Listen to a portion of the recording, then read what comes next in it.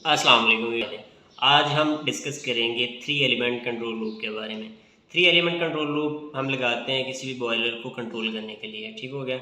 उसमें हम तीन एलिमेंट लेते हैं, level transmitter, boiler feed water transmitter and steam flow transmitter, ठीक हो गया। दो फ्लो आगे स्टीम का और बॉयलर फीड वाटर का, और मेजर एलिमेंट जो है उसका LT है, लेवल ट्रांसमीटर। इसमें हम यूज़ करते हैं दो कंट्रोलर, एक होता है LIC, सेकंड कंट्रोलर होता है FIC।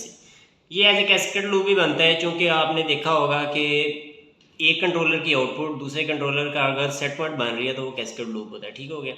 अब इसको हम डिफाइन करते हैं कि इस सारे प्रोसीजर का, इस सारी ड्राइंग्स का मतलब क्या है, किस तरह ये हम कंट्रोल कर रहे हैं। सबसे पहले हम देखते हैं कि ये LIC है। हमें रिक्वायरमेंट है कि जो हमारा स्टीम ड्रम है उसका लेवल जो मेंटेन होना है वो 50% हो। ओके, बोर्डमैन देता है जी 50% का सेट पॉइंट यहाँ से LIC को, कि मुझे कितना लेवल चाहिए, 50%।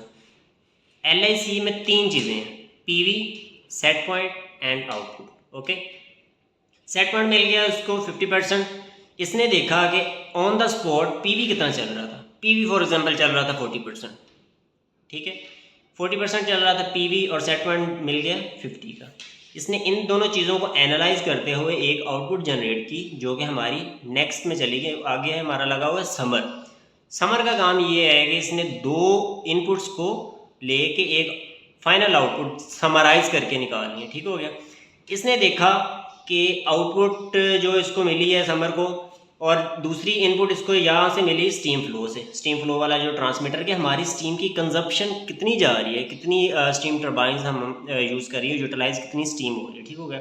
ये दोनों चीज़ों को देखते हुए इसने आउटपुट एक जनरेट कर दी समराइज करके, जो कि सेकंड कंट्रोलर हमारा जो लगा हुआ है FIC, flow indicator controller FIC, ठीक हो गया। इसमें भी तीन ही चीज़ें, जैसे कि सेट पॉइंट है, PV है एंड आउटपुट है। इसका जो सेट पॉइंट इसको मिला है वो फर्स्ट कंट्रोलर से मिला, मीन्स के कैस्केड लूप है। एक कंट्रोलर की आउटपुट दूसरे कंट्रोलर का सेट पॉइंट बन गया, ठीक हो गया। अब इसमें जो सेकंड चीज़ आती है वो PV आती है। PV इसको मिला बॉयलर फीड वाटर फ्लो वाले ट्रांसमीटर का, ठीक हो गया। बॉयलर फीड वाटर की कितना बॉयलर फीड वाटर फ्लो कितना जा रहा है, फ्लो कितना हो रहा है, ठीक हो गया।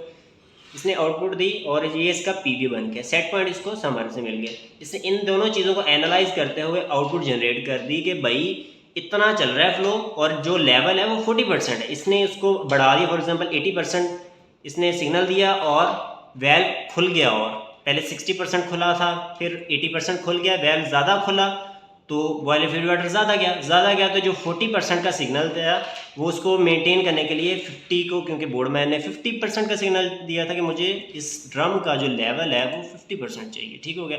वेल उतना ज़्यादा खुल गया या उतना ज़्यादा बंद हो गया, ठीक है। इसी चीज़ को एनालाइज करते हुए तो इससे हम क्या करते हैं, 50% इसका फ्लो लेवल मेंटेन कर लेते हैं।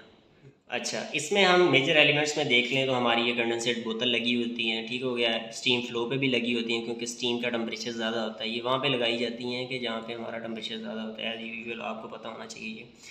एंड नेक्स्ट आते हैं कि जो ये सारी चीज़ें मैंने बताई हैं कि 50% सेट पॉइंट मिला बोर्डमैन की तरफ से, और इतना कंट्रोल वेल इतने परसेंट ओपन हो गया, ठीक हो गया। क्योंकि फाइनल तो यही है ना कि भाई इतना मुझे लेवल पहले चल रहा था 40%, 40%, तो जैसे ही इसको मिला तो इसने इसको वेल को खोलना है ना, फ्लो ज़्यादा जाएगा तो लेवल 40 से 50 होगा, ठीक हो गया।